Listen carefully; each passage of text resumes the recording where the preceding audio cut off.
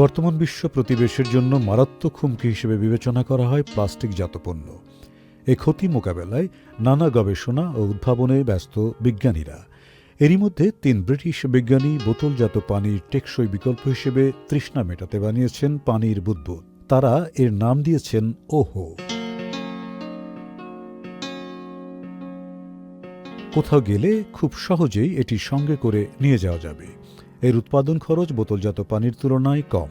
গবেষকরা বলছেন এই পানির উপরে খুবই পাতলা আবরণ সরিয়ে এটি খাওয়া যাবে বা আবরণ সহ খাওয়া সম্ভব। সোডিয়াম অ্যালগিনেট দিয়ে তৈরি 2টি পাতলা পর্দা রয়েছে ওহোতে।